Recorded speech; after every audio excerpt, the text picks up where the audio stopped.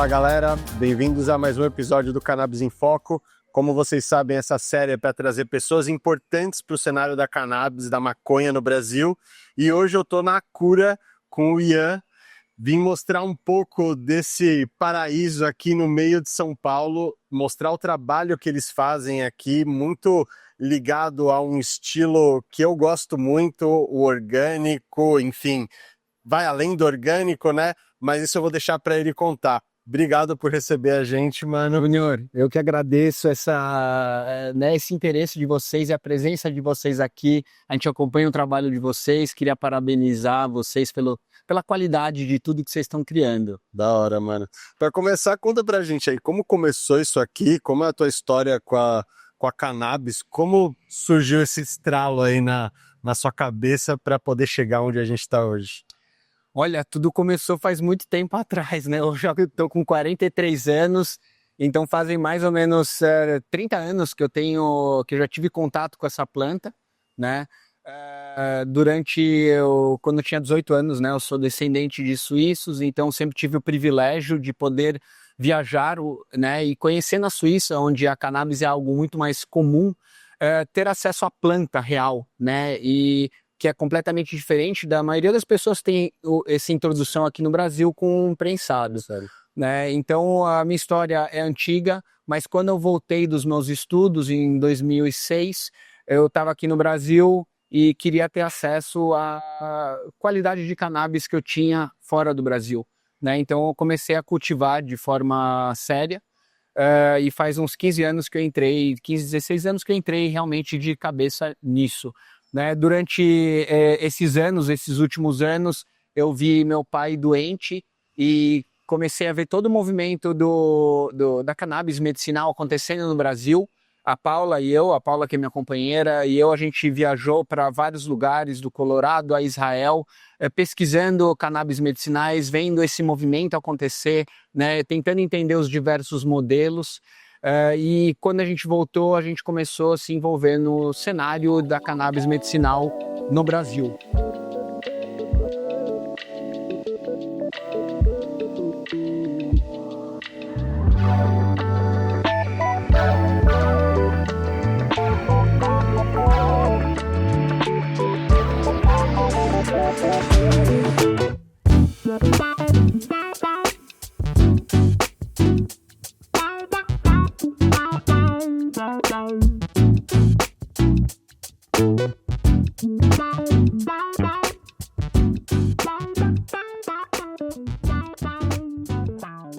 Eu queria mostrar para vocês onde tudo começa, tá? Isso daqui é a nossa compostagem termofílica, com o objetivo de criar fungos, né? O que isso quer dizer? Que é uma compostagem que passa por calor, tá? É um calor controlado, onde tudo passa por esse calor. Uma temperatura específica por tempo específico, isso dá uma pasteurizada, dá uma selecionada nos micro-organismos que vão ter aqui, tá? E ela é tem bastante carbono, 60% do que está aqui é madeira, tá? Legal. Por quê? Porque o objetivo disso é criar fungos benéficos aeróbios. Tá? Hoje em dia, nas nossas áreas de cultivo, pelo mundo, é muito fácil criar bactérias, né? Mas fungos é mais complexo. Então, isso daqui não é um fertilizante, isso daqui é principalmente um inóculo. Claro, vai ter nutrientes aqui, vai ter alguma coisa, mas o que eu mais quero daqui são esses fungos, bactérias, protozoários e nematóides, que são a base de todo um sistema de vida, de nascer, morrer, comer e defecar, que trazem fertilidade para o sistema como um todo. Tá? Então, desse composto, nós fazemos extratos, que é simplesmente colocar todos esses bichos, né, em líquido para a gente colocar no nosso sistema, como também fazer chás de composto, onde a gente oxigena e coloca alimentos específicos para criar, por exemplo, protozoários que são predadores de bactérias, ou nematóides que podem ser predadores tanto de bactérias quanto fungos ou raiz também, né? Então isso daqui é uma base de vida diversa, tá? Que é diferente de você comprar, por exemplo, um solo vivo, que em geral vai ser rico em bactérias. não necessariamente fungos, e não vai ter esses predadores que vão ajudar a comer e defecar e controlar as populações e disponibilizar esses nutrientes que estão nas bactérias e fungos de forma solúvel e absorvível pela planta. Legal. Tá? Então essa que é a...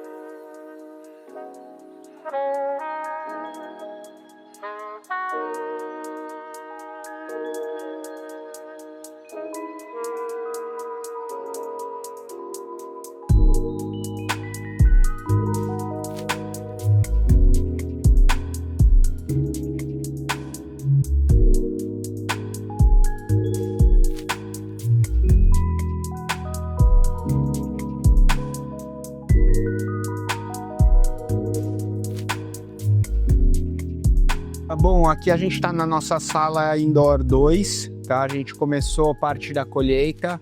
Essa sala ela foi desenvolvida depois de alguns anos aí de cultivo e experiência, né? Junto com o Grow Solutions, que tem uma especialização em montar salas, né? E a traduzir o que eu queria para um ambiente de cultivo, né? Então, o que a gente viu são esses processos de aprendizado, né, de entender o que são metodologias que para a gente funcionaram melhor.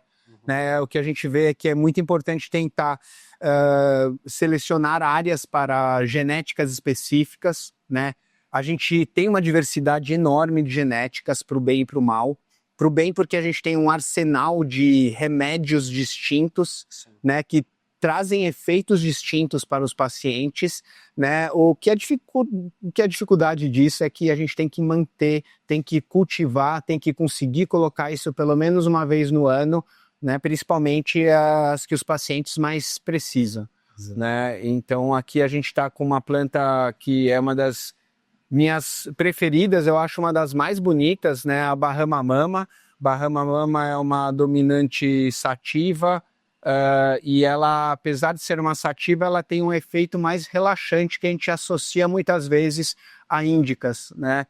Ela é uma planta que expressa esse tom roxo bastante escuro, né? Principalmente quando ela passa aí por alguns tipos de restrições de temperatura, né? Tem uma oscilação de temperatura e a gente consegue mantê-la mais perto dos 18 graus à noite também. Né? O que eu acho que é interessante também é mostrar que, mesmo numa sala pequena dessas, onde tudo é mais controlado, existem microclimas, desde a parte de irrigação até climas, né? Umidade, temperatura.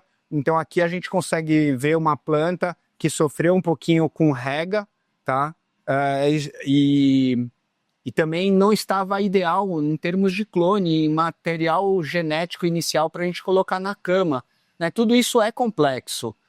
Tem muita gente que eu acho que simplifica um pouco a visão de cultivo de maconha e acha que é simplesmente estourar uma semente e que você vai ter uma abundância de resultados. Tá? Então mesmo depois de 15... Pode acontecer também, mas aqui num caso desse, você tem que ter constância, você tem que ter parâmetro, exato, tem que conseguir tirar todas as vezes um padrão, né? Que é o que você falou que é o difícil. Para quem ali, o por bem ou por mal que ele comentou, é isso, cara, entender como cada planta come, cada genética é um indivíduo, às vezes dentro da mesma genética, você estoura 100 sementes de uma vai ser diferente da outra, uma vai comer diferente da outra, e você ter dados de tudo isso, realmente é um trabalho de parabéns. Muito obrigado. É difícil e a gente está aprendendo, né? Porque assim, coletar dados não é fácil, né? Você organizar esses dados não é fácil, você saber ler e usar esses dados também não é fácil, e você trazer consciência para toda a equipe sobre tudo isso também é algo complexo, né? Mas é o que a gente faz da vida, a gente ama isso e a gente está tentando colocar tudo isso em processos, metodologia, para que outras pessoas consigam repetir, mas a gente não quer vender fórmulas, a gente não quer dar fórmulas, a gente quer dar informação e conhecimento para as pessoas terem autonomia. Então a cura nasceu para dar autonomia e o que a gente quer é criar pessoas autônomas, pensantes, que consigam produzir seu próprio remédio vez após vez, ciclo após ciclo.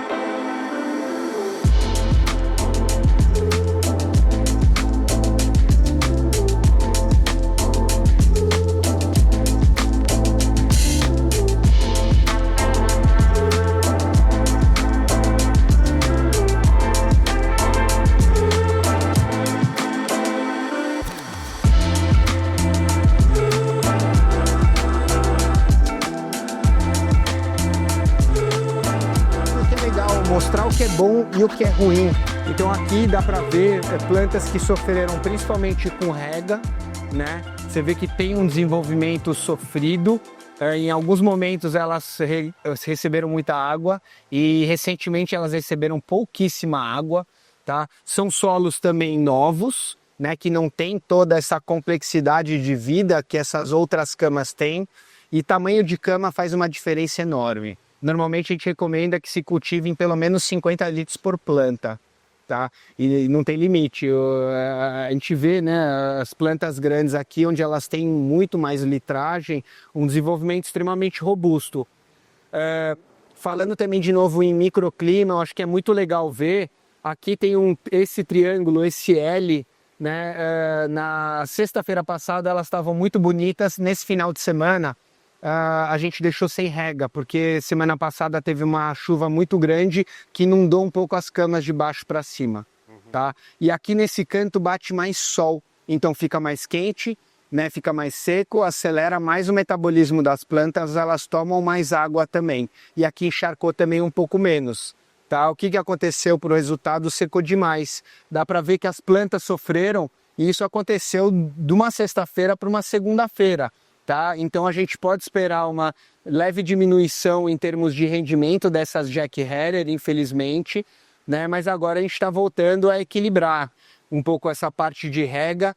Ainda tem mais 2 semanas de flora, mais ou menos aqui, mas o que eu queria mostrar é aonde não ficou seco, né? Eu acho que dá para ver uma diferença. Por exemplo, aqui são CBGs de um banco suíço, né? E dá para ver que aqui, né, elas estão um pouco mais amareladas do que aqui também.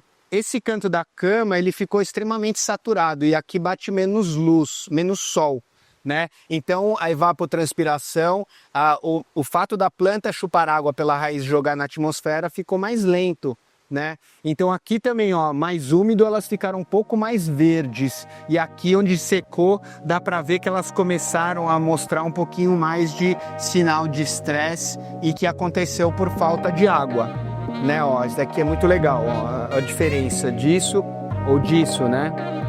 Você vê que é um fade diferente que está acontecendo aqui.